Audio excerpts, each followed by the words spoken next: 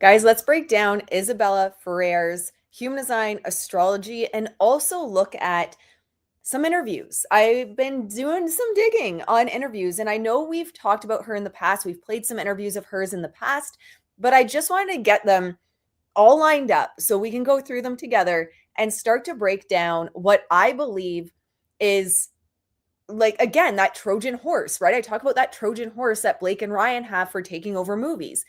I talk about how they go in with a certain plan. I don't believe Blake has been innocent. And I believe that they had a target on Isabella from the beginning. I want to break down why.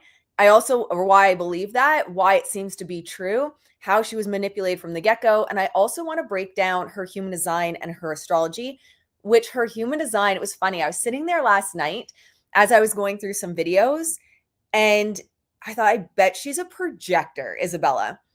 Sure enough, she's a projector, and I'm going to explain what that means. But before we get started, my name is Ashley Brianna Eve, and here on this channel, we look at breaking pop culture news through human design, astrology, and tarot. So if that's not your jam, this probably will be a painful place for you, and that's okay, because there's lots of other people that are breaking down just the news without the stars, without the astrology aspect.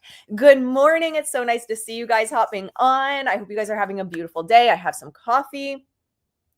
I love my spoiled dog. Yes, I do. And we're just going to have some fun breaking all of this down. And it's actually, it's sad because I really do believe that Blake Lively is going to destroy Isabella's career. And one of the things I was reading, I was going through her amended lawsuit again, and she very much presents it as, well, I can't talk about these other women because I need to protect them. I can't put their text messages because I need to protect them. But then we get this very interesting article where the people are named in it, where the two women are named in it. And one of the things I think we have to understand is sources, magazines, online magazines, whatever, they're not going to run with something with some rando, right? With some rando, like if I message them, like, oh my gosh, like it is totally Isabela Ferrer and Jenny Slate. They're the people. They're not going to run with that. There's a huge liability with that. Sources are the PR. This is the new way of doing PR. It's not the celebrity coming out. It's not like Tree Payne coming out. It's not the PR people coming out. It's sources. But we also saw this with the fact that no one, not even TMZ, would touch with a 10-foot pole the alleged HR complaints, right? No one would run with it. No one would touch it because they couldn't confirm it. So when we look at this article, one of the things I hear the most from people is, well, it's just a source. Like, that's not Taylor's team, it's just a source. So that's not Blake's team, it's just a source. This is PR. The source is someone from inside their camp, which is typically a PR team. And that's just the reality of new age PR. It's just the reality of new age dealing with magazines, dealing with the media. So it's really interesting. And when you go back and you look at the amended complaint from Blake, they then come out like a day later, not even a full day later, with this dropping the names. That is shady. And what I believe to be true, again, it's just what I believe to be true. My spidey senses go off on it, is that she lost the support from these two women. And that's why she doesn't have the text messages. And I also believe that's why she needs so much from Justin Baldoni's side. But I believe she lost the support of Jenny Slate and Isabel Ferrer as everything came out, just like what we saw with the guy, Brandon, in his interview for 1923, right? He like backtracked. But here's the problem. I believe, because she says in the amended complaint, I don't have it up right now, but she essentially says in the amended complaint, Blake Lively, she goes, but they're going to be testifying in court. You want to make a bet that she's going to force them to testify? You want to make a bet that Blake Lively, whether they want to or not, is going to force them to testify? So we're going to break it down. I still have a bit of a cough, so I apologize if I start coughing. But I want to look at this first, because again, this came out, February 19th? It was like not even at 1:18 a.m. That's pretty interesting, considering actually, that is very interesting, because the amended complaint came out So it dropped, what was it? You guys are gonna have to help me out here. The 18th at midnight, was it? So how did the Hollywood Reporter have an article ready to go at 1:18 a.m. with the names? I didn't even notice the date before. Maybe I'm losing it. You guys will tell me. You guys aren't afraid to be like, Ashley, no, you missed the mark. Like, that's the wrong date. But I'm pretty sure the amended complaint went in at like 11:59, the 18th. And then the 19th at 1:18 a.m., Blake, the Hollywood Reporter had this ready to go. I don't know. Let me know what you guys think, but that's kind of wild to me. That's wild to me. So the new allegations were part of an amended complaint filed late Tuesday. And we're going to hear from Isabella as well, in her own words, what the set was like. We've already played it. I'm going to play it again for you guys. So amended complaint filed late Tuesday by Lively, including, so that would have been the 18th. So somehow they had this scoop at 1:18 a.m., an hour and 20 minutes after the... They think we're stupid. They think we're stupid. They genuinely think we are stupid. I can't believe I missed that the first time. It dropped at 11:59 on the 18th. So this would have been an hour and 20 minutes later that the Hollywood Reporter knew the names. Okay, 11:59 Tuesday. There you go. Yep, they really do. This is wild. Yep. Hello. So nice to see you. Blake and the Hollywood Reporter are clearly colluding. Yes, she barely got in the court in time, but got to HR in plenty of time. This is wild. Yeah. So there you go, guys. I didn't even notice that date. So an hour and 20 minutes later, Hollywood Reporter had this. So Blake Lively's legal battle with her It Ends With Us director and co-star took a turn late Tuesday night when she filed the amended complaint. We all know that. The suit does not name the actress. Oh, Jesus. Sorry, guys. I'm learning how to compute today, apparently.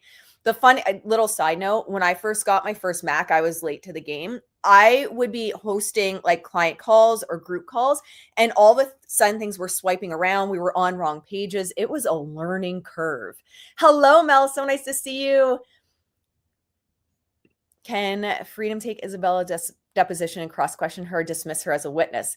Friedman, that's a good question. I am not sure. Leo, it's so nice to be back. Oh my goodness. I feel so much more in the flow today. I have to admit, I don't know if you guys saw, I dropped a video about Ryan Reynolds, and I saw it late last night. The article's starting to come out about how Ryan Reynolds improvised his SNL gig and the words for it. So I saw the article start to come out last night, and I was so done. Like, I was so exhausted by the time last night came. I was like, I have to do it in the morning. So I dropped that for you guys, but it is so nice to be back. But yes, so suit does not name the actresses, but they had it within an hour of 20 minutes. Quote directly from their text. Allegedly, she didn't put the text messages in. I will honestly bet my life that these women have backed off. I believe Jenny saw what was going on online with people pulling up her old interviews, her old tweets, all of that. And she was like, hell no. Isabella probably the same. And they were like, sorry, we're out. And I watch Blake's she'll force them. When they said in the amended complaint or the amended lawsuit of like, they're willing to testify at court. No, you're going to force them. So quotes directly about concerns of cyberbullying. Sources indicate the two women are actresses Jenny Slate and Isabel Ferrer, who could not immediately be reached for comment. Well, I'm sure at 1:18 a.m., an hour and 20 minutes after Blake stabbed them about 20 times in the back. Yeah, I'm pretty sure they weren't near their phone to take a comment. Unless, how early did you know about this, Hollywood Reporter? Also that. Did you call them on the 17th? Did you call them on the 18th? Well, Blake's team was like scrambling to put something together. This gets like, I need like blood pressure medication for this case, guys. And I can't laugh because I'll go into a coughing fit. Still, Ferrer is a newcomer to the industry, and she was only 23 at the time of filming when she played the younger version of Lily. I feel I genuinely feel bad for her. We're going to play some interviews. I think what my feeling is with Isabella is she saw Blake as a bestie, that she saw her as her sister, and who hasn't complained with their friends, right? About their boss or about someone else. And so I can just foresee Blake being like, oh my God, like he's such a creep, eh? Like he's so gross. And she's 23. She's new to the industry. Like like Blake Lively, one of the most beautiful, as Isabel said, she's one of the most beautiful women I've ever seen. She's Wonder Woman. She's friends with T Swift. She's like, the woman is now my bestie. I can 100% see where she would have been like, yeah, I don't know. Like that, I guess that was kind of weird how that happened. It's her first freaking movie. Like she probably didn't even really fully understand, right? And so I can 100% see her being like, yeah, like, okay, yeah, I guess that was kind of weird. I didn't even think about it like that. And now it's going to be used against her. I 100% believe it. And what a sketchy bitch to go and an hour and 20 minutes later, after your new amended lawsuit, Blake, drops, to have something ready for the Hollywood. Did they not learn anything with the New York Times? Isn't this literally what happened with the New York Times? Blake and Ryan don't even care. They're like, we do what we want. What's that song? Like, I don't care. That, you guys don't want to hear me sing the rest of it, but like that is their anthem. So yeah.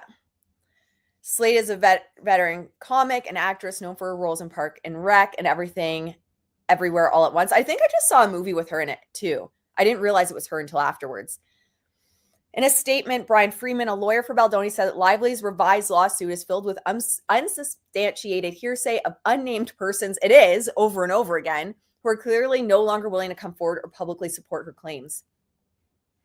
He said, since documents do not lie and people do, the upcoming depositions of those who initially supported Miss Lively's false claims and those who are witnesses to her own behavior will be enlightening.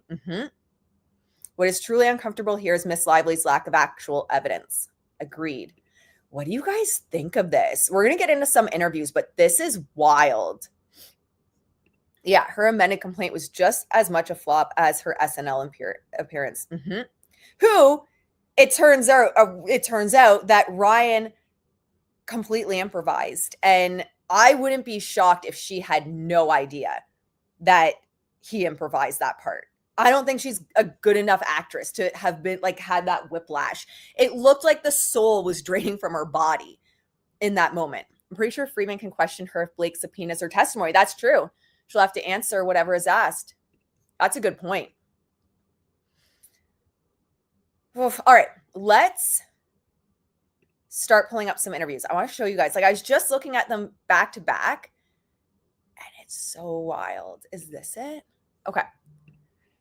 So there's a couple spots on each one I want to show you guys.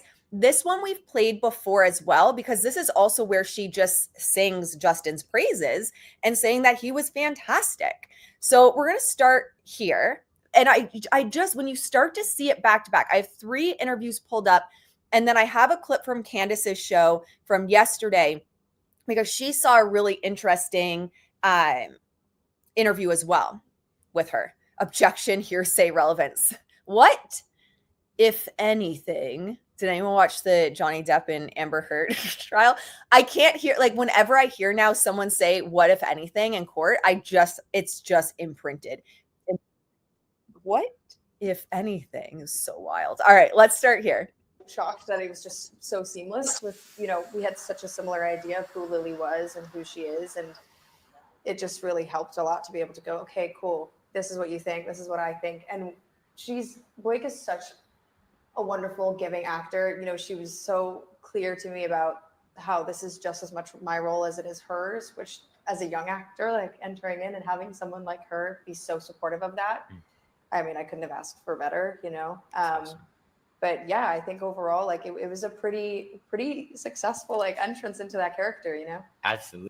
So right off the bat, and that's what I found really interesting, we're going to see, for those that are new to more human design, it's basically based on astrology, but we're going to look at her human design and astrology after we go through the interviews, because I feel like it's going to give it more context. And she's a projector. Projectors want to be seen. There's a fear within a projector of not being seen, not being recognized. And right off the bat, what happened? She was seen and she was recognized by Blake Blake told her she has a voice at the table. She'll be heard. She's respected. She can play a role in developing the character. That was right off the bat.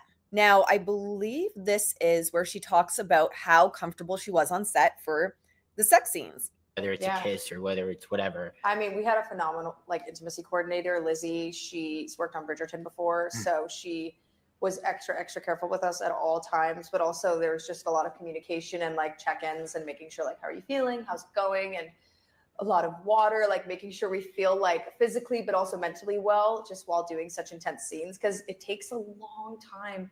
It's a choreographed thing. You have to rehearse the choreography. It's like a dance, you know. Right. It's not just So I'm just going to pause there. And the interesting thing I find for this is Blake had claimed that apparently Justin, even though she wouldn't have been on set, had made some weird comment to Isabella after the scene and said it was hot or something. No one's confirmed that, first of all. There's no text messages to confirm that. There's nothing. And if Blake and Isabella were constantly going out for dinner, there's paparazzi pictures of them at restaurants together. Candace had found an interview, which we'll play to get. I want to give credit to Candace as well, where she was having sleepovers at Blake's house, which is just weird when you think of it. It's just weird. But to me, it just seems like it could have been taken out of context. Maybe to play devil's advocate, maybe Isabella saw Blake as her bestie, like a sister, a mentor, like someone to look up to. And Blake said, how'd it go on set today? And they're having a sleepover, which is weird. They're having a sleepover. And Isabella goes, oh yeah, Justin came up to me afterwards and was like, that was amazing. That was really hot. I can't picture him saying those words, but let's just play devil's advocate and say those words were said. You can easily take that out of context. Blake could have been like, oh my God, he said that to you? How uncomfortable was that? That's inappropriate. He should have never said that. He says weird things to me too. So I can see how that could have been taken out of context, even if, again, just playing devil's advocate, even if those words were used from Isabella to Blake, you can twist it. Oh, I went through Ashley withdrawals. I'm so glad to be back. I love you guys. I love hanging out with you guys. I've had people in the past be like, your live streams are too all over. I'm like, no, that's what we do. We just hang out here. If you don't like it, get lost. It's one thing to force a witness to testify about what they saw happen to you, but demanding they share something private they didn't want to share that doesn't involve you is inappropriate. I agree. And I believe there's one more spot she talks about this. Information. And to kind of see myself in that light is super cool. I mean, just everybody was, so cooperative on set, and it was such a comfortable environment that when I see my work, I'm like, I feel good about it. Yeah. It's a crazy thing to watch though. I have to kind of be like, oh my God, is that what I'm seeing right now? Jeez. Okay, so multiple times she said she was comfortable on set, that the intimacy coordinator was amazing, that Blake was amazing, let her have, brought her name or her voice to the table in creating young Lily, which especially for a projector, especially for a young woman new to the industry, that's going to be huge, right? When Blake Lively says, hey, you have a seat at the table. All right, so that's what I have from that one. We're going to pull up the next one now. Let me know what you guys are feeling with this. Let's see, extra. All right, it's this one. Hello, Ruthie. So nice to see you in the chat. I hope you're having an amazing day. All right, where do I need us? Oh, I think right here. Well, I mean, this is all pretty much Blake's styling. She's been my stylist, quite literally. So we were talking, she's a huge fan of Oscar. She always wears Oscar. And so she had sent me some images of dresses, and we decided on this one just because we felt it was so summery and it just felt so natural and like it was growing literally on me. And so we just thought it would be perfect. And then this is all Lorraine Schwartz here on the ears as well. And then she goes on here. And these are her shoes, Blake's shoes. So literally all Blake. Yep. I love it. It seems like she really did take this kind of big sister role. I know you play the younger version of her. Yeah. This is your first movie. Any words of advice that she gave you? Because I'm sure it could be a little overwhelming. She said, you just have to trust that you've got it, if you have your own self-assurance and you know that you're meant to be there and that like you have that self-worth, that is what's going to take you far. So I'm trying. So they're talking about the big sister. She basically took on the big sister role. She completely did her outfits. I mean, we're seeing over and over and over and over again how much control. And I know like grooming is a word that's been used a lot with Isabella, manipulation, gaslight, like whatever you want to term it. It's pretty clear that, again, I'm sorry if I'm being echoey. My husband just closed the door because the dogs are up, so it's probably changed the audio, but we're gonna roll with it. He's babysitting the dogs while I do live streams right now, so that I can do live streams without chaos. So this is also like my time away. I enjoy this. So, you know, we're seeing this kind of Trojan horse way that they take over. Hear that Taylor may have had some influence in getting Yes, she did. Yeah, I know. I don't even know if I'm meant to be saying it, but I'm saying it. Yeah, she was a helpful part of the process of the audition, which I found out later after I got it, and that rocked my world. Yeah. I have no words. You know, one thing about Blake is that she takes her friends at very seriously and really brings them under the wing. How does it feel to be just kind of part of, have her in your support system? I feel so lucky. She is an angel. She is a guiding light. She's a force. She is everything you'd want as a mentor and as somebody to look up to. It's a dream. Yeah. I remember seeing you at the Deadpool premiere. Has anyone even ever said that about Blake? I don't think anyone's. Oh, you're not echoing. Okay, perfect. Thank you, Leo.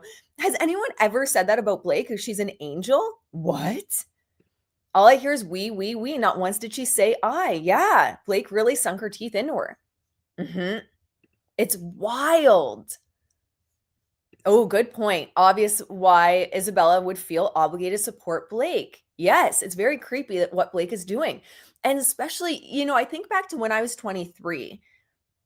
I think she was 23 when she did this, or 22 when she did this. But, you know, she was a young woman. I would have just been starstruck by someone like Blake and Ryan, the stars of your industry. It's just wild. And so, yeah, I agree that she would have likely felt this almost obligation to support her friend, her sister, her mentor, someone that she trusted and felt that had her back.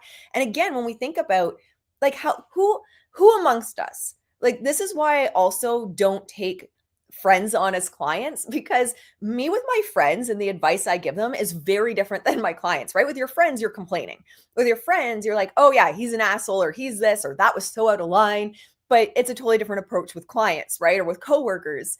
You know, so Isabella likely was talking to Blake in a way that she thought, like, this is my bestie. This is my friend. I can trust her.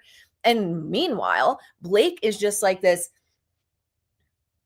I don't even know the word for it, just sucking the life out of her and like holding all of this to eventually use against her, to defend her, like to protect herself, to protect Blake's agenda. It's just wild. All right, where did I want to start on this one? I think we're set. It's crazy. Yeah, I love Game of Thrones, love House of Dragon. Major fantasy nerd when it comes to TV. So okay, how do we get you in the next one?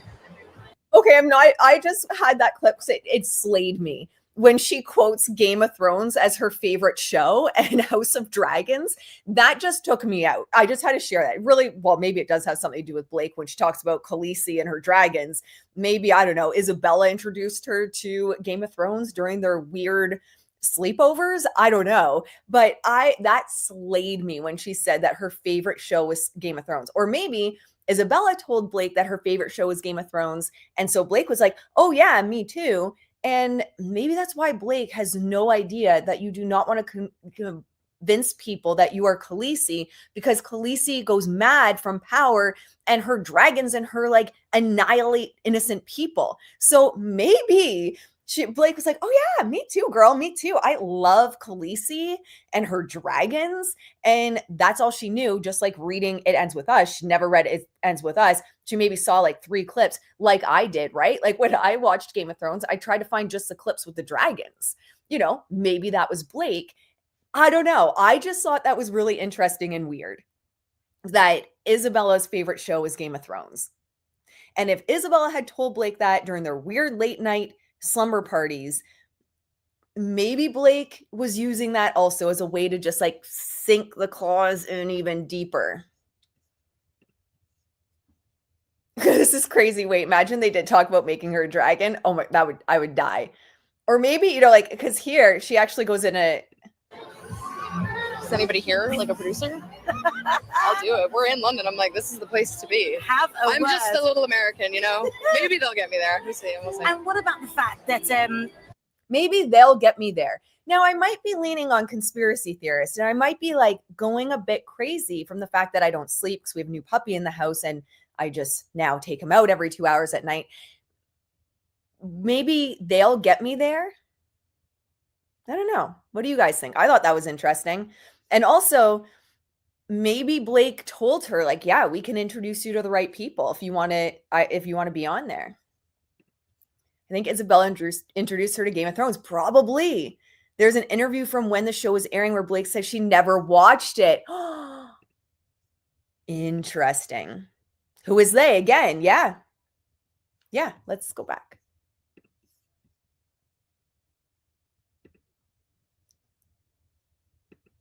See, this is what I do when I'm not working. I just like look for stuff and then I bring it to you guys and we hang out and we just discuss it. All right, let's watch it without pausing.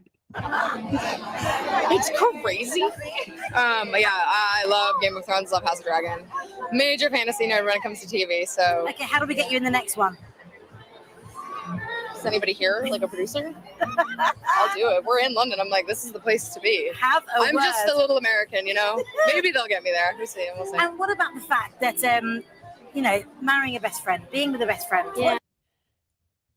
I don't know, guys. Like I said, maybe I'm just so far down this rabbit hole that I am losing touch with reality, but that just seems really weird to me. What'd she say next? Starting to develop a relationship with, as long as you can stay consistent with curiosity with that person, I think that seals the deal. Amazing. And now you're best friends with Blake. Have you met all the squad? I have. You've met T Swift? Actually, not her yet. We're waiting on that though. How does that work? Is it a constant WhatsApp chain? You know, when's it It's a constant me and Blake texting, and she stays up till the wee hours of the morning because she's Wonder Woman and does literally everything on the planet. So it's a constant support system. I mean, she's the best. And what have you learned from? Okay, wait. Okay, so she stays up till hours of the morning. So Isabella texts her, and they text all night. But it's weird to the public when Justin sends yes. Yes, Leo, they texted all night because Blake's up all night, but it's weird when Justin does it. It's good both Blake and Isabella can't shut up. They cannot. Good point, Mel. Major fantasy fan. Maybe they promised Marvel. Maybe they promised introducing her to the right people to get into those types of places. I wouldn't be surprised. So, yeah. There we go. So she says that Blake is up all night, stays up to the wee hours of the morning. We can hear it from her own words one more time. One more time with feeling. Buffy reference. Any Buffy fans? Guys, please tell me someone watched Buffy. I nearly died when Sarah Michelle Gellar confirmed that a revamp of it is coming. Once more with feeling. The musical episode. Let's do it, Isabella. Is it a constant WhatsApp chain? You know, when's it It's a constant me and Blake texting, and she stays up till the wee hours of the morning because she's Wonder Woman and does literally everything on the planet. So it's a constant support system. I mean, she's the best. And what have you learned from her? I've learned so many things. Yes, Buffy. Guys. Oh my gosh, you're my people. Yes to Buffy. Oh my gosh, I'm so excited. I'm so excited that you guys are also Buffy fans. I love that. Yeah, my millennial heart almost exploded when Sarah said that she was going to be doing that. Yeah, so guys, there it is. She was up all night texting Blake, but it's only weird apparently when Justin messages Blake at that time. I honestly feel like that clip needs to go viral because the public needs to know, those people that are still on, like, that was creepy of him to message her at that time. So it's okay for other people. Is that not wild? Like, absolutely wild. There's a reason narcissists are able to successfully use people and cloud their vision of reality. That's true. And they know the game and how to brainwash. That's a very good point, Carol. Very good point. Ruthie says every time they speak to her, it's always somehow brought to Blake. And either she's so naive, doesn't notice it, or she understands she's, only being used by Blake. That might be true too. I love Buffy, and Sarah is an amazing actress. I love her. Mesmerizing. Cruel Intentions. Oh my goodness. We're going back to, oh my goodness. I love Cruel Intentions. I have to admit, big fan of the Dexter like prequel. Is that what you call it? I think they've done a fab job on it. And I gave it a chance. Well, Dexter, but also Sarah. I will go anywhere Sarah goes. I hope Donna is watching. Oh my goodness, I would die if she did. I think she's hilarious. She's a hoot. I feel like, it's as a daily dose of Donna, I think she's a hoot. I feel like I'm way too serious to be that funny. So it's like you get, I admire her a lot for who she is and how she is. And that's a good point too. He was just replying to her late night text and he was super anxious as before that she hadn't replied in a few days. Absolutely. And I think, the public can very easily ignore that.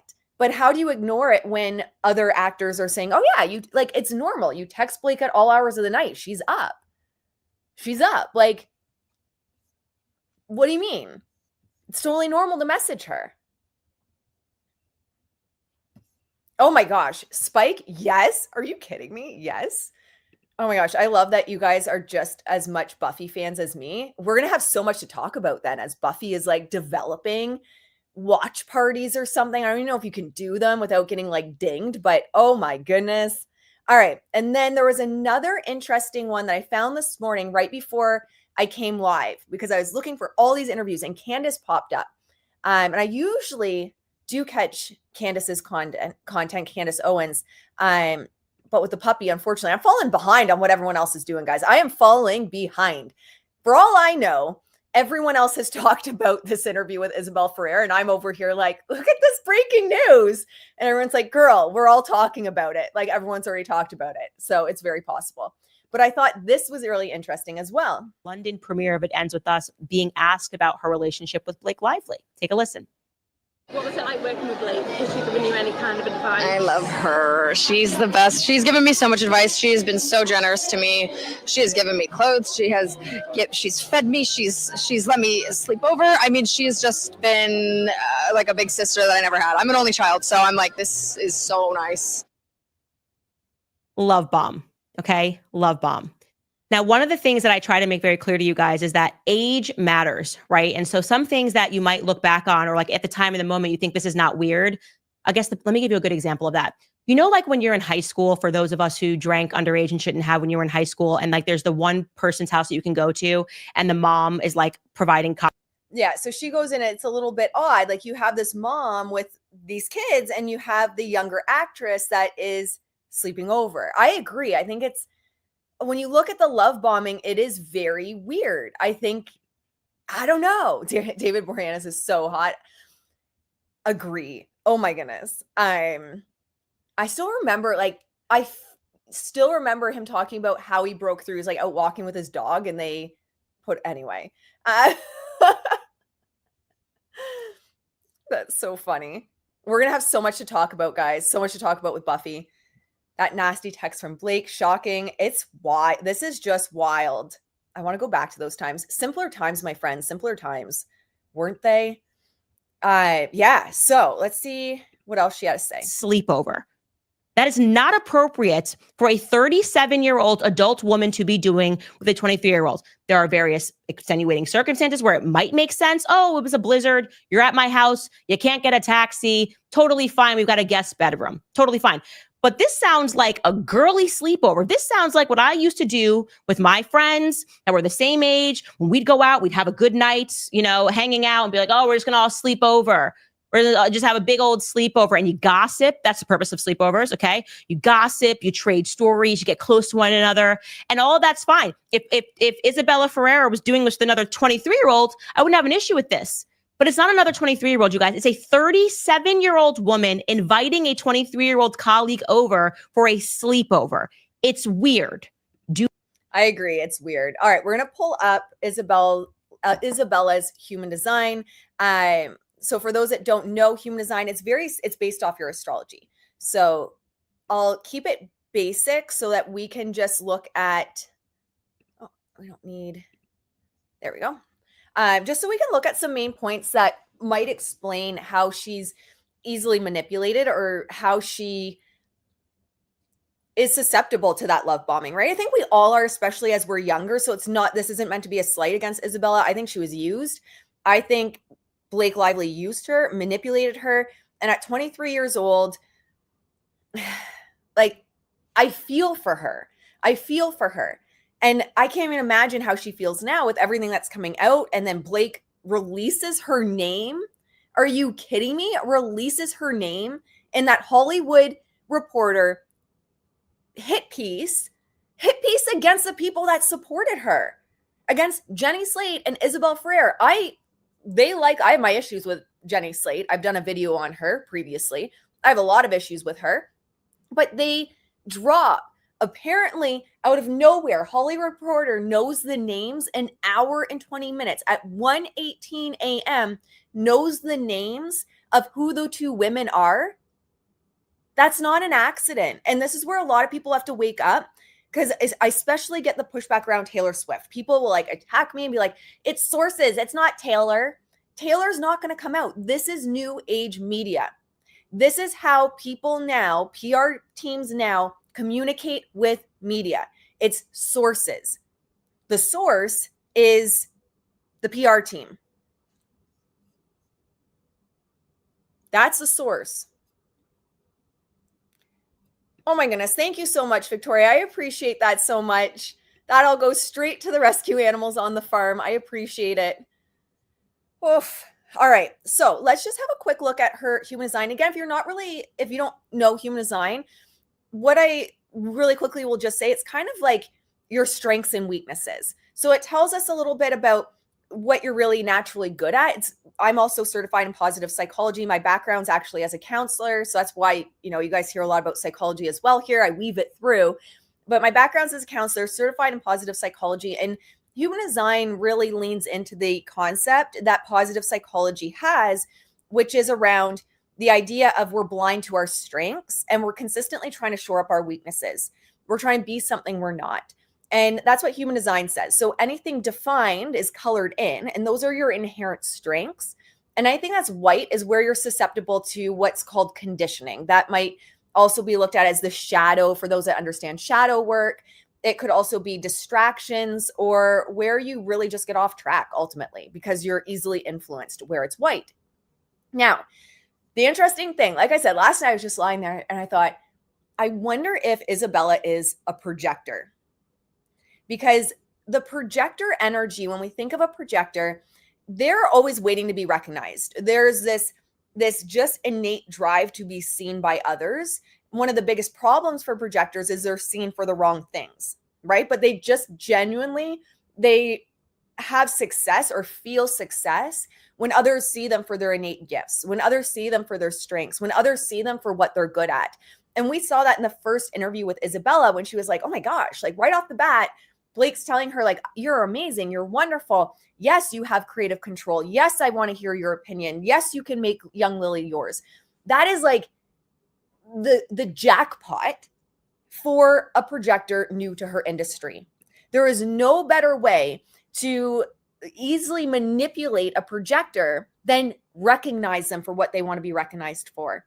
And in her first major movie, or I think her first movie at all, for Isabella, that's going to feel like, oh, this is what I actually want to be recognized for, as a real true actress on the level of someone like Blake Lively. And finally, I have that. So what can happen then with that projector is they want to be recognized. Now, if we look at a couple places for her shadow, so where her shadow could come in, where she could be easily manipulated. One of the major places, it's called the not self deck. So the number one place, if you have this little triangle white, the number one place that you're likely to be susceptible to other people's influences, manipulation, grooming, is this little triangle. It's called willpower or ego. It goes by both names. But the shadow there is just trying to prove yourself, wanting to be seen and recognized and prove yourself within your industry. And so again, you have someone like Blake come in and gets her talons in and is like, no, you have a seat at the table. You're wonderful. You're incredible. Taylor Swift had a hand in hiring you. Like, holy crying out loud. That's how amazing you are, that even Taylor Swift wants you in this role. Well, now she's going to feel, well, now I need to prove myself to Blake. She sees me, she recognizes me, and now I need to prove myself. I need to live up to that. She's my friend. She's seeing me for how I want to be seen. And how do I prove myself? Well, part of proving yourself with the new bestie might be gossiping. Might be, yeah, I got your back, don't worry. Right? And so we can see that within her design. Oh my goodness. Thank you so much, Haley. Love your content. Found you because of Blake and Ryan. Oh my goodness. Love what you have to say. Thank you for being here. I love this community. Honestly, you guys give me life. You guys really give me life. She is a Libra from what I can find. She's a Libra. Guess she was a projector. Yep. She does give, it might feel like she doesn't give projector vibes. This woman, she gives projector, Isabella. She definitely does. Yeah, you guys are like, okay, now we're testing Ashley's abilities to we'll try after. Let's get through this. I'm like, y'all, I'm just trying to figure out how to stream. And you're like, let's check the metadata. We could do that. We'll try to figure it out. So she also has a 2-4 profile. So a 2-4 or your profile in general within human design is how people are meant to see you, but it's also how you live out your purpose. So when we're looking at a 2-4, the 2 is the natural. Okay, so I want you to keep in mind, we have a projector that wants to be seen and recognized. The projector has this drive to be seen. They have a fear of being invisible, a fear of not being recognized. So they start to think like, how can I be recognized? Well, she was recognized by Blake, by what she wanted to be recognized for, which is an actress, a serious actress. She has this shadow of trying to prove herself. And this second line, one, it is the natural. So you desire to be seen for what you're a natural at. I think she's a great actress. I think she did phenomenal. She's probably the only one in the movie I thought actually out of the women I thought Justin did fantastic. I was a big fan. But in terms of the women, I think she stole the show as young Lily, to be honest. And so I think she did have, if Blake hadn't got her talents into her, a promising future. But with that second line, you're dealing with the projection field as well. So people are, again, going to project what you're good at. They're going to have these expectations of you, and then she's going to try and live up to it by proving herself. And then the 4 is going to be like a very bubbly aura. I definitely get the 4 energy from her for sure with Isabella. Love her or hate her for what's happened, love her or hate her for how she's handled this. She does seem lovely. Like when you hear her talk, I definitely get that 4 energy from her, where it's kind of like that bubbly, innocence, sweet, and potentially easily manipulated. So with that 2-4, again, her energy is going to be like, I want to be seen. I want to be recognized. I want someone to see me for what I'm good at. And when you have someone like Blake, and let's pull up Blake quick. Oh my gosh, I need to stop saving every single chart I make of these people.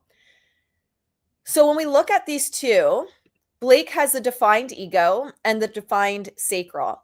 She also has channels that, when we look at it, Isabella doesn't have.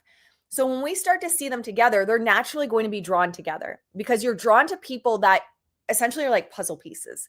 You're going to be drawn to people that have colored in areas where yours are white. And so she might see Blake, right? She keeps saying she's Wonder Woman.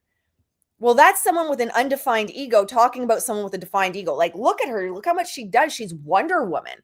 Look at how much energy she has. She's up all night. She's doing all these things.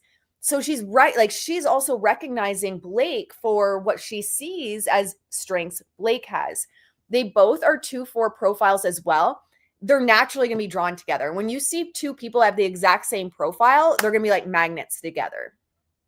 Well, if you have two people that are kind of like magnets together, especially with that ego and the sacral, I can definitely see how Isabella was like just like attached to her by the hip and kind of let her take over. Why is it saying I have an upcoming event? Let me just make sure I don't have a call I'm supposed to be on. My phone's like, upcoming event. Like, I don't think I'm supposed to be on a call right now. Oh, no, that's tomorrow. ADHD. My phone gives me like 75 reminders for every single call. And like 20 minutes before, like, Isabel's giving soccer player to me. Really? Yeah, well, you can definitely be a soccer player and be a projector. One of my longtime clients is like a world-renowned rock climber, and she's a projector. I can't wait until Justin's team shows all the evidence from the set. Agree. Dog hair floating around. I'm sure Blake was promising Isabella stardom under hers and Ryan's wing. I agree 100%. And then when you look at the chart, she's going to be naturally drawn to Blake. That sacral, that ego, both 2-4. All it took was them recognizing her. That's it. That's it. I'm like, honestly, it is just wild. My database is every like connection chart, everything. It's so funny. I have all these celebrities. I'll get on a client call and there's like 20 tabs open of just celebrities. And then my clients, they're like, oh, who are you looking at now? I'm like, well, you're never going to believe this. Feel bad for Isabella. She got manipulated. I agree. You're a projector 2-4. At 23, I was still so unsure about myself and didn't want to rock the boat. You got it. And that's very much the projector. Absolutely. Isabella looks very intelligent. She's been very quiet. Probably she saw this. Yeah. Oh, yeah. The Brandon Skellner backlash. I don't think she will get involved.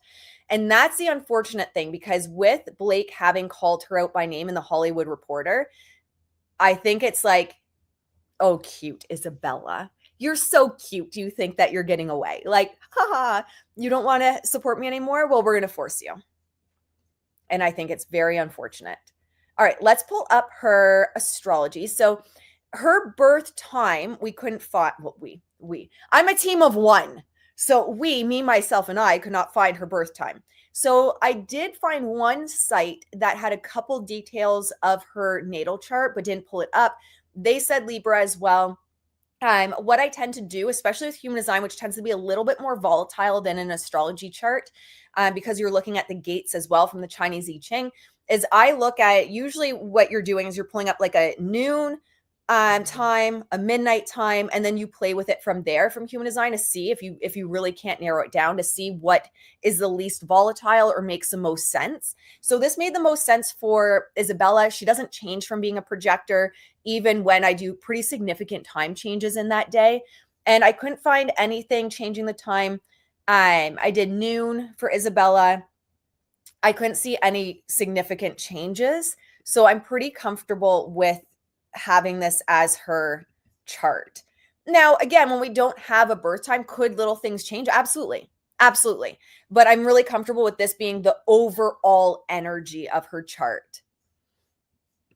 I think after this experience, Isabella is going to not want to pursue acting, given how crazy toxic this production was, and will, get a quiet job from people like Blake and Ryan. Unfortunately, it very well could be, especially with a second line. The second line in human design is also the Hermit. So, and she's a 2-4. You can get people fatigue really easy.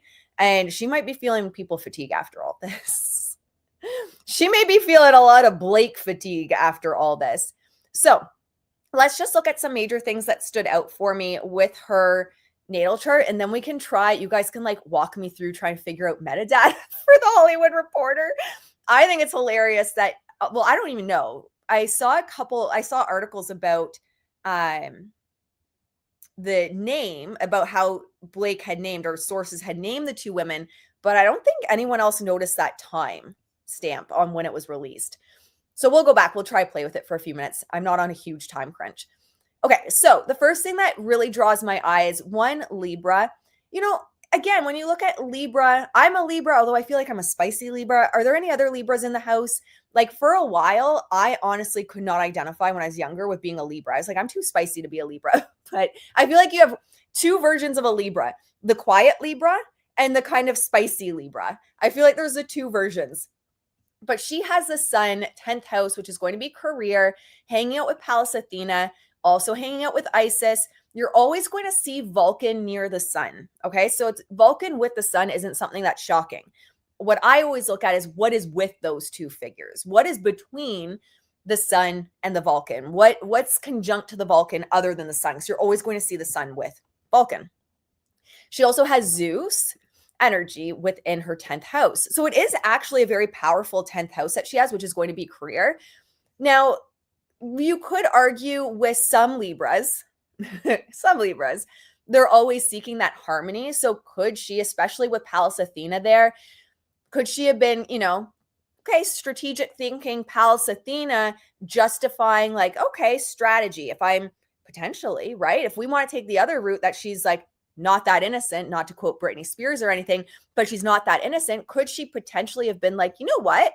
Like Blake's cool. And strategy wise, like she could get me in the Marvel universe. I'm kind of like, I love that world, Game of Thrones, Marvel. Like I love all that stuff. If we want to take the lens of she's not that innocent and she's like, maybe that's potential with that Pallas Athena there. The other way of Pallas Athena and the sun that you could go with this energy is someone that so desperately wants to have like that status, so desperately wants to be the authority that they're willing to look 10th house to like who has the power, but also like not from this place of manipulation, but like almost naivete. Like I'm going to attach myself. I'm going to, she's a friend. She likes me. She sees me. She's recognizing me. So I'm going to hang out with her. But it's also like that undercurrent of like, I desperately want to be successful. That's the projector energy. Success is their signature. They want to feel successful doing what they love, being recognized for what they love. So there could also be that innocence aspect of like, I really want to be successful. This person is like a big person in the industry. They love me. They see me. Yeah, I'm going to be their friend. Obviously, I'm going to be their friend. And it might even be this naivete energy of the sun with Pallas Athena there of overlooking some things Blake says, overlooking some things Blake does. And again, it could be from the lens of she's not that innocent, so she's using it from a strategic perspective, or it could be from just from this place of, oh my goodness, this big time actor, it's Blake Lively, and she likes me and she sees me. But overall, it can represent that strategic thinking, but it also can represent a little bit of naivete in regards to leadership. The interesting thing with this energy too, is it's oppose Eris in the 4th house. Eris is kind of like unhinged energy. We all have Eris, like you can add Eris to your natal chart. But the interesting thing to have this opposition here, conjunct the Andromeda galaxy, and we have part of fortune here as well.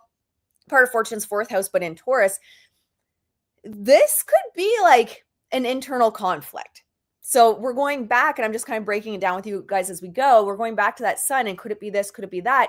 This does represent a potential internal conflict of like, do I just fit in? Do I just go with the flow? Or do I rebel? Do I kind of stand on my own 2 feet? So when you add Eris with the Andromeda galaxy and part of fortune into the mix of what's happening in her 10th house, I do think there's probably an internal struggle, probably still an internal struggle. This is also someone, especially retrograde with Eris, that's like, I'm going to keep like a composed public image, even if there is like chaos going on under the surface.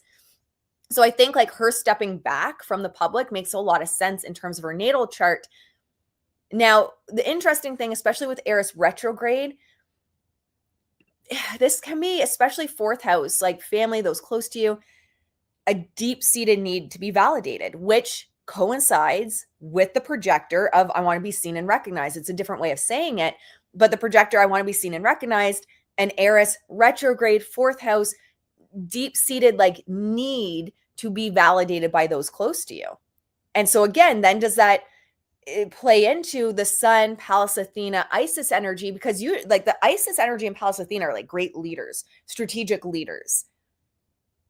But I think there's this inner turmoil within her, potentially, when we're looking at her natal chart of, do I rebel or do I go with the flow? And then potentially my bestie is no longer my bestie anymore. What would Blake say? It sounded more like a Ryan message about the dragons. Yeah. I would agree. But also those leaked, quote unquote, leaked HR complaints also sound like Ryan to me. She desires a mentor. Yep. Imagine she's ready to walk over Justin Baldoni only to get a Marvel role, especially when Marvel's struggling so much right now. I do think there's a lot of turmoil, internal turmoil with this energy. I feel like she's probably someone that tries to be really loyal to those close to her with Eris, part of Fortune, Andromeda Galaxy, 4th house. Ugh. I think there's a lot of inner turmoil. I do, based on this energy, like you guys saying, like, I hope she does the right thing. Yeah. That Eris energy, it could be trying to keep that composed public image because she's actually doing the right thing, or just because she's still supporting Blake behind the scenes, but just not outwardly. So that's possible as well. I hope she does the right thing. I think Blake's going to call her regardless. I think Jenny and Blake, or Jenny and Isabella, I think Blake doesn't care if she ruins their career, honestly. And Jenny's already got such a sketchy past. I have a video on that too. I don't know. So Moon, Pisces, 3rd house, square the sun, semi-square Lilith. Lilith is one of my favorite energies. Interestingly enough, she has white moon Lilith with Lilith. That's wild. But this, again, a lot of emotions there. Emotionally absorbent. So impressionable could be an energy here, especially when we're looking at, again, from a human design perspective, that projector. She wants to be seen. She wants to be recognized. Yeah. I would say deeply 3rd house with the square to Lilith. With this, when you have Vulcan as well. Aspects to Vulcan. North node. Yeah, I think she is easily impressionable. Like taking on others' emotions, and North node. I do a deep dive with you guys. I haven't even really deep dove on her chart. I think, this energy, what it gives is, yes, easily impressionable, and she'll do what she needs to for her career as well. I get that energy. Just all the aspects to the 10th house. But I do think there's still that identity crisis. Because again, Eris, 4th house, wanting to be loyal to friends and family, deeply impressionable, wanting to be seen, wanting to be recognized. But that's a lot of strategic thinking. Yeah, I think I'm going to say it. I think she's weighing the options right now in terms of her career. I don't think she wants her career to blow up. I do think she was easily impressionable. The moon with aspects to the North node, Sun, Pallas, Athena, Isis. I think she was easily impressionable, but now it's getting to a place where potentially she's thinking, how do I save my career? Like, what do I do? This placement for the moon can be an energy of like people pleasing. Why? Well, Eris doesn't want to rock the boat, wants to be seen and accepted. We also have this square, that's a lot of like tough energy to Saturn. It's interesting. To Saturn from the moon, 6th house Gemini. The inner struggles around, so this would be someone, if this was just a client that came to me, I'd say that they probably struggle with self-doubt. Probably a lot of self-doubt. Difficulty asserting their voice, and therefore like kind of bottling up the emotions, but also being easily impressionable by others. This could also signify someone that has trouble saying no. So I do think based on this, again, there's that inner turmoil within her chart. But that Eris just keeps popping out for me. And then the moon is Saturn, the square to Saturn. I think she would have a hard time saying no to a friend. I really think so. Especially if it could negatively impact her career. And God only knows what Blake and Ryan have told her. It's an interesting chart because there's a lot of power. Like I could see her being very, very successful in a chosen career, very successful. That energy in her 10th house is someone that's strategic, naturally strategic and logical, able to get herself out of like situations. But again, that shadow side with wanting to please people, both in the moon and Eris, not wanting to upset friends and family close to her, trouble saying no to people that are close to her. I think that's going to be her Achilles heel ultimately. And Blake obviously played on that and preyed on it. But North Node as well, retrograde Cancer. Yeah. Self-trust, like a karmic self-trust and transformation. Not allowing others to pull you down will be a big one. Not allowing yourself to be so easily impressionable. Like, are you in control? It's asking, look at that, square to the sun as well. Are you actually in control of your career? Or are you allowing people to manipulate you? That's kind of her karma. I would say that's her life karma right now, especially retrograde with North Node. That's the karma she's meant to live out. That's what she's meant to go on, her journey. Are you going to use that strategic brain, think for yourself, do the right thing, stand up for yourself, stand up for what's right, Pallas Athena, Isis, or allow others to drag you down because you're easily impressionable? And oppose White Moon and Lilith. That's a wild energy. Yeah, push-pull. Her chart is so much push-pull. It's so much push-pull between the dynamics of being seen as strong, capable, successful, being liked by her peers, being liked by her friends, and then this other side of like authenticity and healing and vulnerability and following your authentic voice and path. Yeah. She's got a lot of lessons to do in this life around trusting herself. That White Moon and Lilith energy, as well as like, again, are you following inner authority? Are you trusting intuition or allowing people to pull you off track? She's got a lot of push-pull. Does Blake even have a career after this? I said this in the Ryan Reynolds SNL video I posted this morning. I think Ryan's on a damage control narrative for Ryan. I don't think Ryan has her even like as part of his mind. I think he's worried about himself. Yeah, and Skellner is now declared neutral. Internal conflict of the soul. And this is exactly what it is, Leo. And this is her life path. Like, this is literally Isabella's karma playing out in real time for all of us to see. That internal conflict of the soul, you nailed it. Does she take the easy way out with easy access to fame? You got it. Or does she stand on the right side of history? And even though it might be tough, very well said. And that is exactly her life karma playing out in front of us, Isabella's. Because, you know, when we look at Saturn as well, you have Saturn and Jupiter conjunct.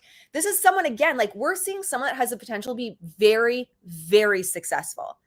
Her 10th house is popping with like such strong feminine energy with Pallas Athena can be a shady bitch though. Like Pallas Athena cursed Medusa. So, you know, I always say no one really talks about this in astrology because I think a lot of people don't know the mythology and the history around Pallas Athena. But if anyone knows the mythology of Medusa, so the goddess with the snakes for hair, and if anyone looked at her, they were turned to stone. Medusa was actually a priestess of Athena.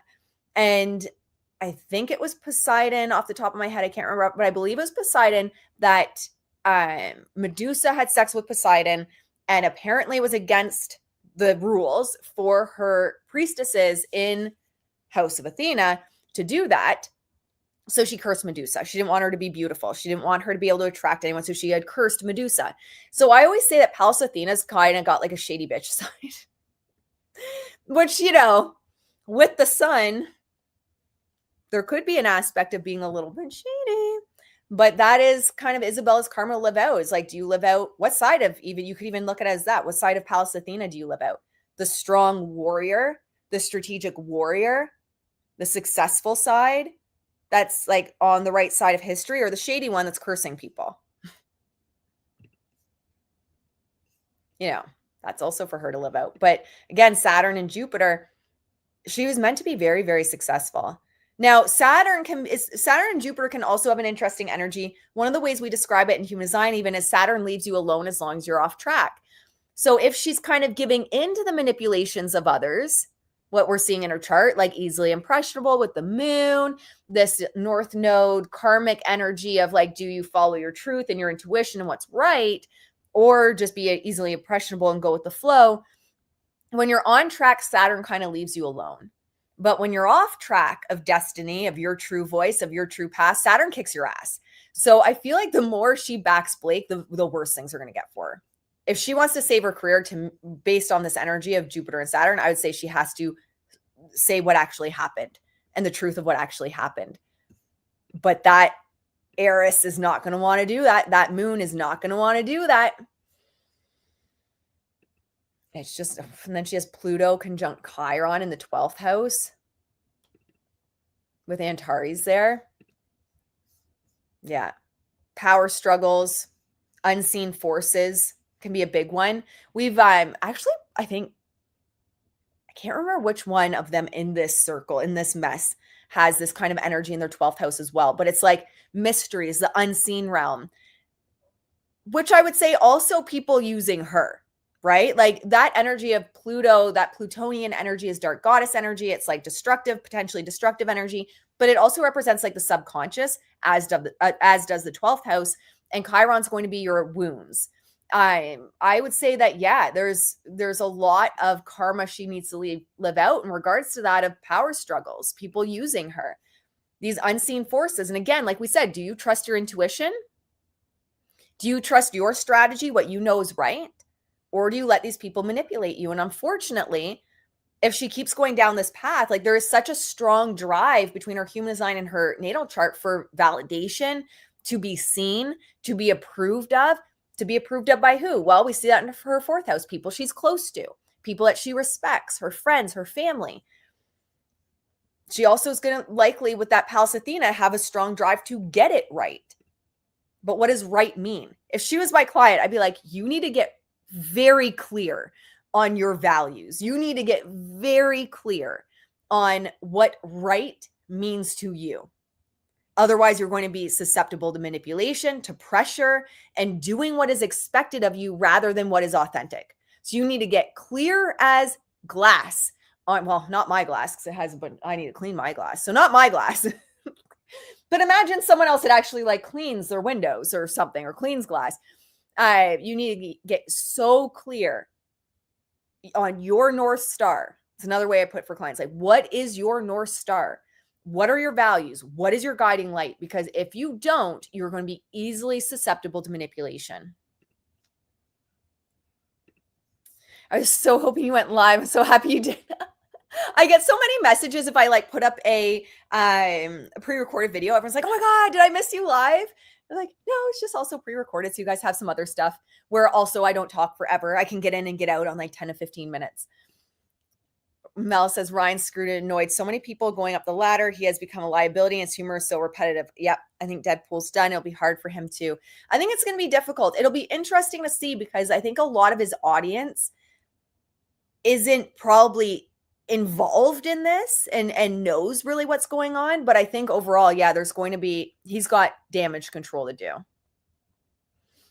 Got a lot of damage control. Ryan's humor is wearing thin. Yep. People see it for what it is. Yep. Toxic.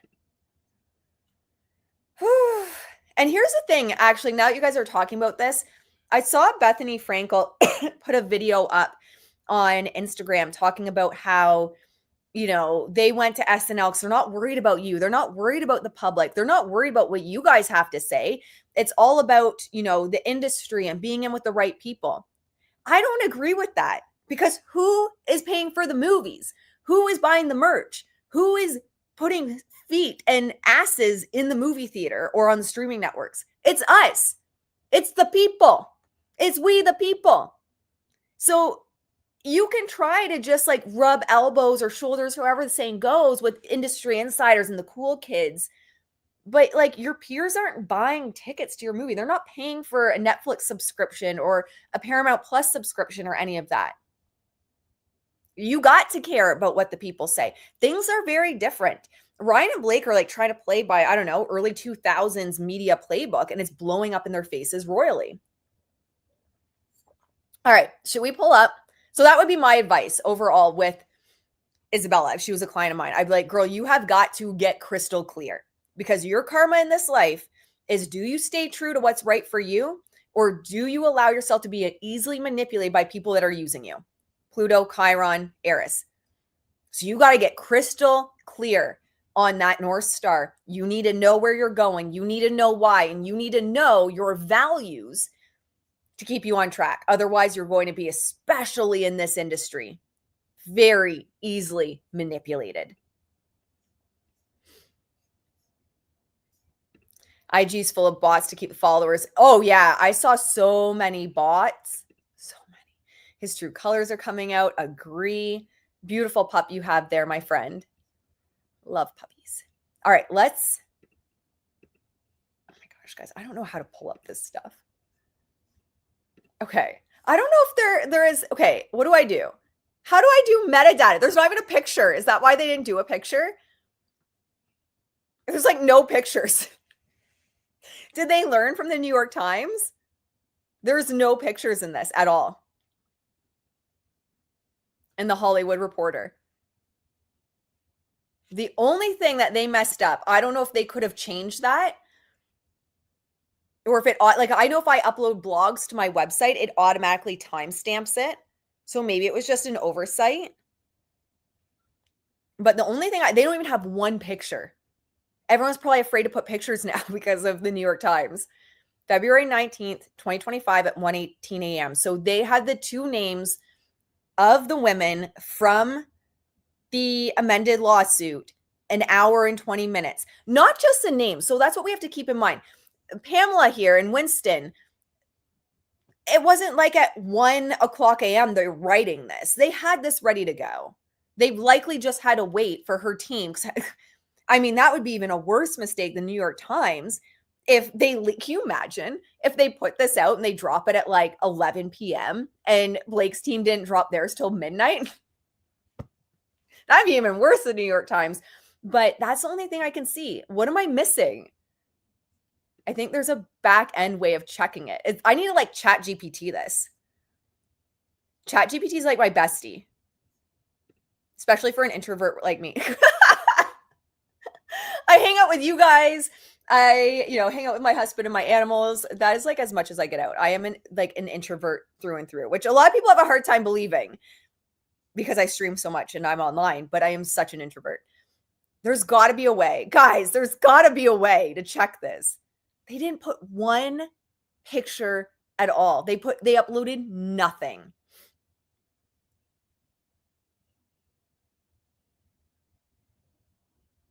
I am not seeing anything.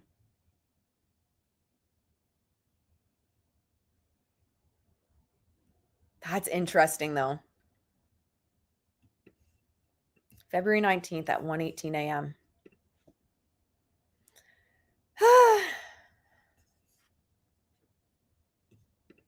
We were all still reading the amended complaint 2 hours after it came out. Well, that's true too. That is a very good point. Ain't no one got through that amended complaint by 1:18 a.m. No, and especially to get the article out. And it's like a hefty article. This was ready to go. There's no way it wasn't ready to go. They were just waiting for the okay from Blake's team. So they had to wait for the amended lawsuit to drop. That's all they were waiting for. It was ready to go. But there's literally nothing other than that time. They're like, damn it, the time. Did no one check that? But, I don't know. My blogs, when I put them up on the website, they just populate the time and date. I don't even know if you can change that. ADHD curse 3 hours after that people are pain. Oh, ADHD can be such a curse. See if this works. Right click your mouse on the page itself and see if a box comes up at the very bottom. Let's see.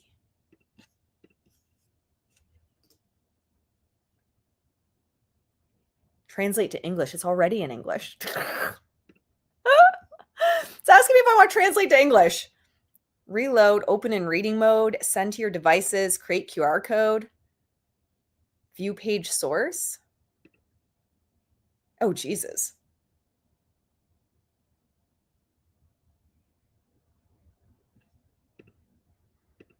Oh, you guys, I'm expecting you guys to be able to see what I'm seeing. You're like, what are you seeing? This is what I see. If anyone can read this.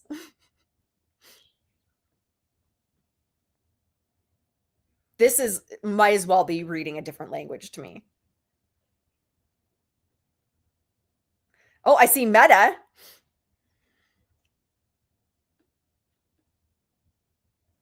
Anyone good at reading code?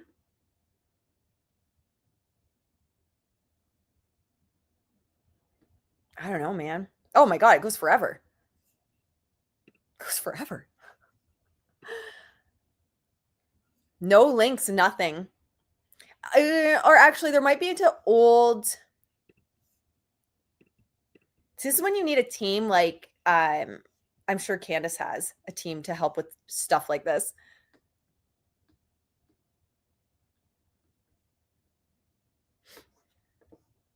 Her name is.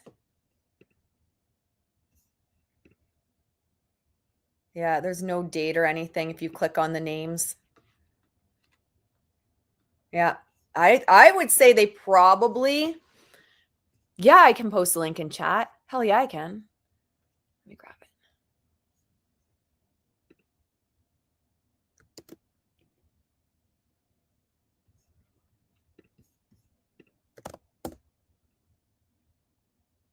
That should be it. I don't know if it lets you guys click on it or not. Oh, after I right-clicked? It didn't give me anything, though. It didn't give me anything. I don't know, man. We might have to wait. We might have to, like, enlist Candace or something. I might have to send this to Candace and be like, girl, get your team on this because I can't figure this out. Give me a shout out, though, Candace. But we might have to get this off to Candace and have her team figure it out because, guys, just 3 weeks ago, we were dealing with ads, ads playing in the middle of me streaming. So we're getting there. We're getting there. Yeah, you guys look. You guys click on it. See if you can figure it out. I'm reading it line by line. That's code for the website. Yeah, but like, how do you find it though? I'm sure the code somewhere in the code, it's there. I don't know, guys, but either way, this is wild. Hollywood Reporter clearly messed up. Either way, my interest though, what I'm interested in is, so this clearly dropped at February 19th, 2025, 1:18 a.m., which would have been an hour and 20 minutes after her complaint was uploaded. My interest is, well, when was this originally created? Because there's no way they read that entire thing. And we have to keep in mind, right?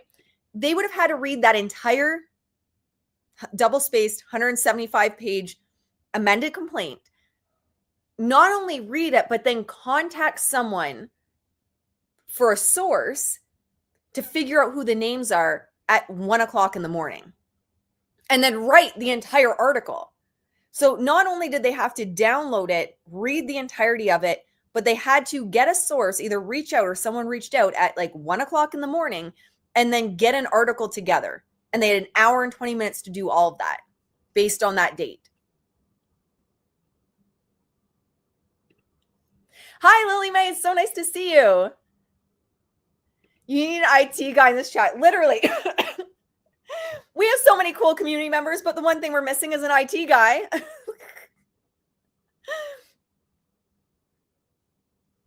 Oh, I'm sure ChatGPT could figure it out for me. Let's see if ChatGPT can figure it out. We're going to do this in real time. If I have an article from the Hollywood Reporter and I'm trying to find the metadata for when the article was created, is there a way without any pictures to figure out when the article was created? Anyone else use ChatGPT? I love it.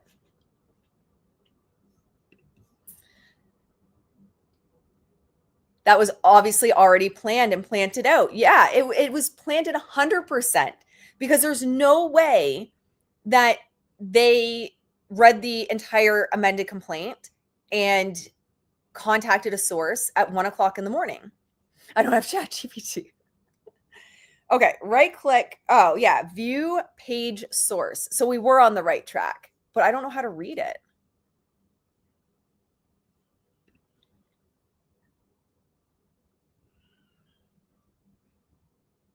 Okay, let's see. How do I do that though? We're walking it through with ChatGPT. Although, whenever I use ChatGPT, I always say like, I can't figure this out. Like, can you dumb it down for me? So let's see if we can figure it out. Control.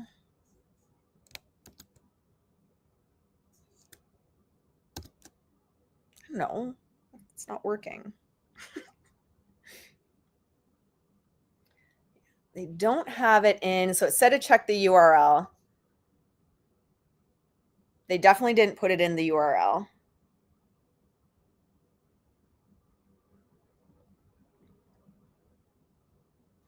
How do I find that? Oh, okay.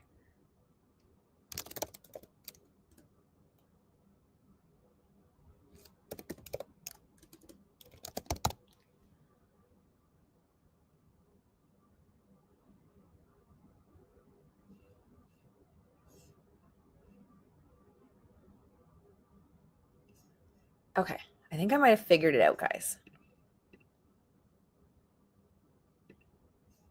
Maybe, maybe not. Okay. So I did a Control F, although it's different because it's a Mac and Mac has to be different. But that's, my issue with Apple products. But anyway, date created 2025-02-19.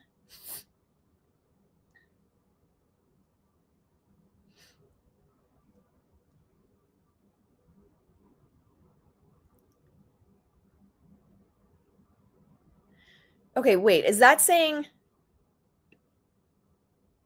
9/18? That doesn't make sense.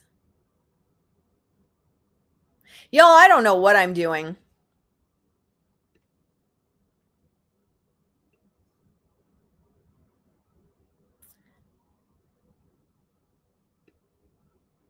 I don't know.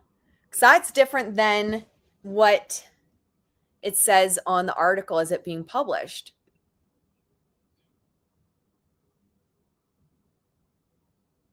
That can't be right. I don't know, man. Yeah, it might be the time, but then 9/18 on the 19th would be different than how the website has it listed as published. I mean, it's still weird. Even if it was 9/18 in the morning, it's still weird. But then why does it say published on the website at 1:18?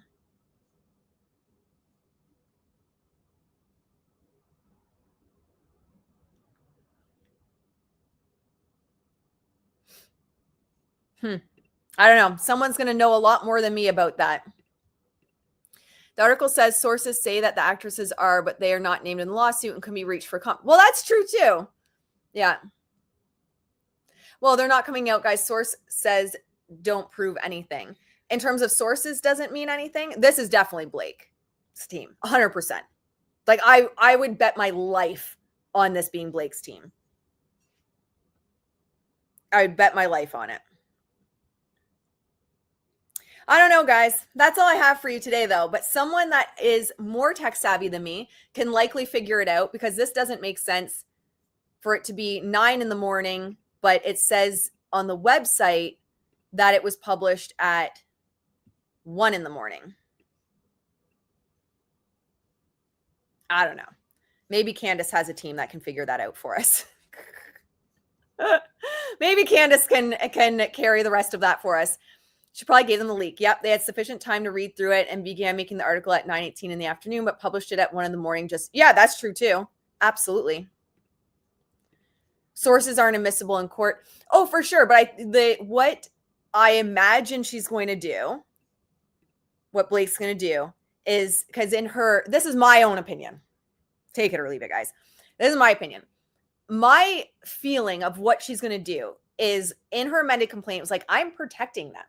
I am such a good person. I'm protecting them. And then for this, she leaked the 2 names. This is my own theory. She leaked the names for this. And I think she's going to force them into court. I honestly think so. Like, oh yeah, I'm protecting them. Public perception. But I think they're going to get subpoenaed. And I think they're going to be forced to testify in court. That's my opinion, though. What do I know? I'm not on Blake's team. No one's paying me for this. Neither side's paying me. I am not a bot. But that's what I think personally what it's going to be. And at the end of the day, this article is not going to be used in court, right? So it's definitely not what I'm insinuating that this article will be used in court in terms of sources. It's all public narrative. It's all PR. I believe she's going to force these 2 into court, though. I wouldn't be surprised to see Jenny and Isabella forced in. And what I feel for Isabella is that she just was like gossiping with her friend. I honestly, that's my impression of her. I think she was just gossiping with her friend, as people do, as friends do about their bosses or people in their lives. And I think Blake became like, oh, dog hair, this like worm in her ear, making things seem more nefarious than they were. And then once she started like, yeah, I can see that. Now Blake's got quote unquote proof. Maybe there are text messages. Maybe there aren't. Maybe it's just like, Isabella told me this, but then you still get Isabella on the stand. And if Blake's team is like, did you not say this? What's Isabella going to say? Right. But I'm sure Brian Friedman will take care of it. In Brian Friedman, we trust. She would have been better off just subpoenaing them. Yeah. Rather than publicly pressuring them like this. I agree. I agree with you, my friend. This does feel like public pressure. 100%. I agree. Important question. How come Blake seems like she's pretending to protect Justin in her amended complaint, even though she came out in full force in the New York Times article? That's the interesting thing for me, right? It's like this energy of like, she's trying to protect everyone. I'm the good person. I agree that she's definitely got an energy of like, I'm trying to protect everyone in her amended complaint. I don't know. Maybe it's like a PR thing. Like if I seem like the good guy in this, maybe people will trust me again. I don't know. I think you're too far gone, Blake. I think it can be hard, might be hard for an attorney to prove that Isabella was unduly influenced by Blake for sure. And I guess like Isabella might be able to say, but at the end of the day, I'm sure Blake wasn't holding something at her head, right? Like I'm only going to allow you to be my friend if you say this. It's like, that's the narcissism, right? Is you become that worm in someone's ear and you gaslight people and you manipulate them. And I think especially Isabella with her natal chart, with her human design seems very, honestly, and I know I'll probably get hate for this, I think she seems very sweet. Like, I feel like if I knew her, she'd be someone I want to like mama bear protect. And unfortunately, she got someone that was the opposite. And she seems very starstruck. We played, I don't know, did we play that spot in the one interview where they ask her if she's met Blake's for all of her friends? And she's like, yeah, I met all of her friends. And they ask, have you met Taylor Swift yet? And she's like, no, but like, she seems like that's the next step. That's who I want to meet. Did we play that part? I don't know if we did. Now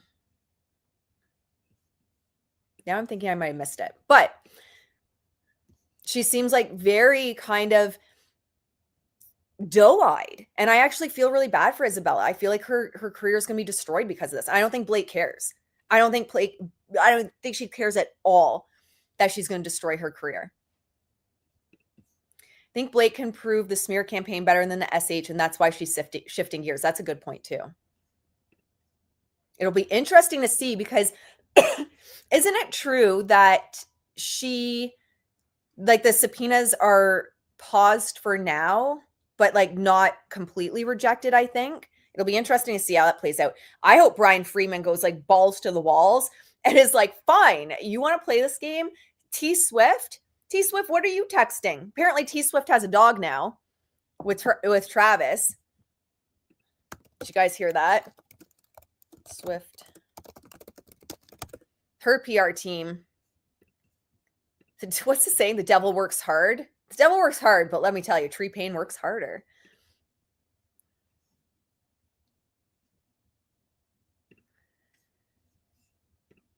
So, Tree Payne's working. So Travis Kelce's story about Jason Kelce's story about Travis Kelce's puppy sparks rumors about new addition for Taylor Swift. So now there's all this stuff coming out.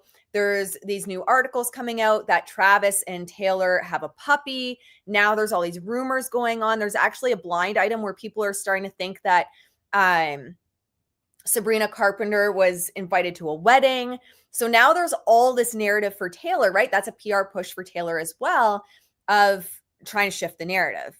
I actually think from a PR perspective, it would be one of the smartest things Taylor did to get married right now.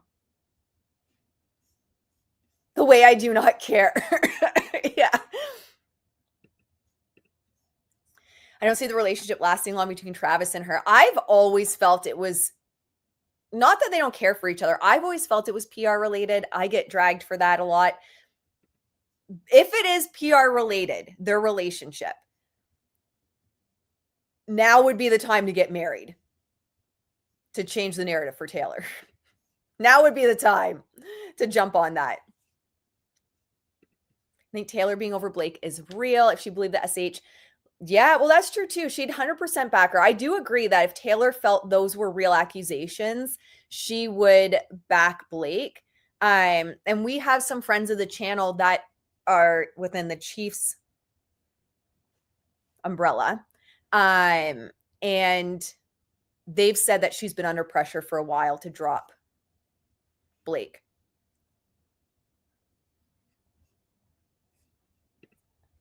What the birds are saying. The little birds are tweeting. Hot take, Taylor Swift has been over since she got with Travis. That's just me though. I felt it was very oversaturated. So oversaturated. I agree, Mel. Her whole life is scripted and planned out. I agree. She is like the brand through and through. She is a genius in branding. Absolute genius in branding. I really believe anything you see or hear of Taylor is brand Taylor, which is very intelligent. It's why she's so successful. All right, guys, that is what I have for you guys today. I really like Travis. The PR thing's so stupid. He gets a lot of hate after gotten with Taylor Swift. Yeah, and a lot of people don't think it's PR. You know, the hate, you know, when I'm looking at it from a PR perspective, because what I've done the last 6 years plus is help people build brands. So I didn't do the PR piece. I did the branding piece and the marketing piece. Money.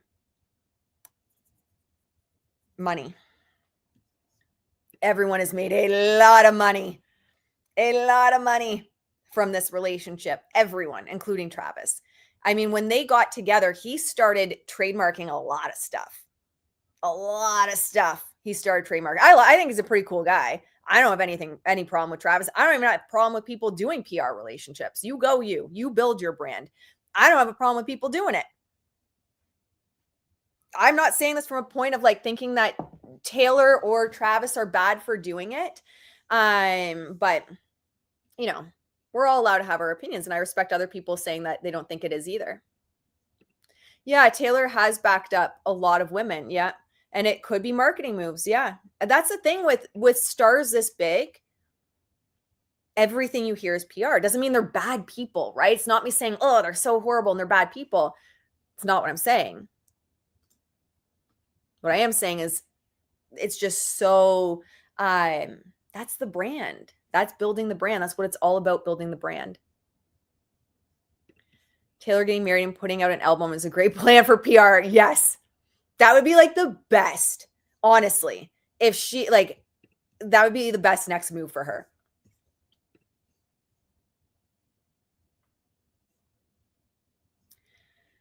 Oh, thank you. Love the crystal necklace. Thank you. Yeah, and they benefit from the relationship 100%. Absolutely. Another good point, Mel. When anyone does donates to charity, they get a tax break. When anyone does, when you have your own brand or own business, absolutely. All right, my friends, that's what I have for you guys today. If Blake's allegations are true, Taylor will look so bad for abandoning her friend. That's a good point too. If it does come out and there is a smoking gun, playing devil's advocate, if there is a smoking gun, that will look pretty bad. I struggle both ways with this, if I'm being honest. I struggle both ways with it because like a part of me is like, if that was my friend and I even there was an inkling of WTF, like, is this true? Is this not true? I would be inclined, and I'm not in that situation right now. I don't even know what it's like to be at the star level of them. But I just feel like I'd be inclined to be the person of like, I support you publicly. I'm going to support you. I will take you out. Like, come with me to the Super Bowl. Look messy. Well, you always kind of look messy. Your hair is always kind of staticky and fried, but look messy. Come with me to Super Bowl. Like, I got you. And behind the scenes, though, being like, what the fuck, girl? What is going on? Like, we need to fix this. I would like to believe that I would be by my friend's side because I find it very hard to believe, especially from what people have said to me about Taylor having been under pressure for a while of like, you know, Blake's bad for your brand kind of thing. I find it hard to believe she doesn't know who Blake and Ryan are. I find it very hard to believe.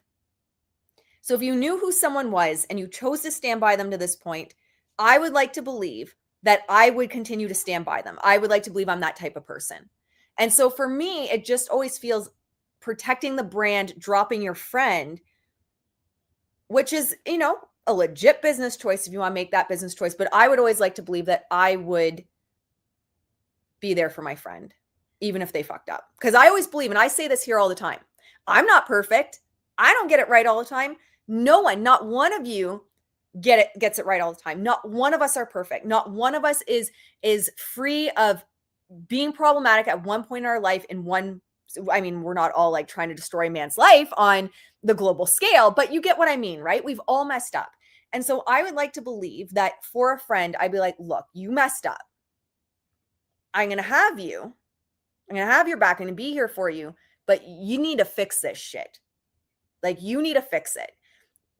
I used to say Blake needed to go on a spiritual awakening journey. Now I'm saying that I think maybe, you know, she needs a psych eval or something, but you know, new subscriber. Hi, welcome to the family. It's so nice to meet you. You got here late. That's okay. That's okay. It's nice to have you. It's a good chat here. All right. All right, my friends. We went, as always, so much longer than I ever expect to hang out with you guys. I value each of you so much for being here. I just have fun on the live streams. Honestly, I have so much fun. To me, it doesn't feel like a show. It doesn't feel like something that I plan out. I find some cool stuff, and then I want to come and share it with you guys. That's literally what this channel is when we go live. I love hanging out with you. I love talking to you about this kind of stuff, hearing your opinions, hearing your side on things. So I value you so much because without you, I would also just be here talking to myself. You know, so yes, don't forget to like, don't forget to subscribe. Thank you so much, Kimberly. You guys always got my back with that because I always forget to say that. You guys always got my back. Blake Lively used Taylor Swift and got her involved in the whole thing. She name dropped her. Yeah, and that's possible too, right? Where she legitimately had no idea. I think we're going to find out. I think we're going to find out in the court case. Unless someone settles, which I don't see someone settling. I think we're going to find out. It'll be interesting. Welcome. I'm so happy you subscribed. And again, I know I already said it, but I love your dog. We are dog lovers here. Animal lovers here. Agree. I love live streams and engaging with our views. So much more important. I agree. That's what it's all about. It's about having fun with the community. 100% agree with you. All right, my guys. I've said this like 35 times, but it's because I enjoy hanging out with you so much that I continue to talk. I'll see you in the next one. I am hoping to go live tomorrow as well on Friday. So I'll see you then. But if anything crazy happens, I'll see if I can come live in the meantime. All right, guys. Have a great day, and I'll see you in the next one. Bye, guys.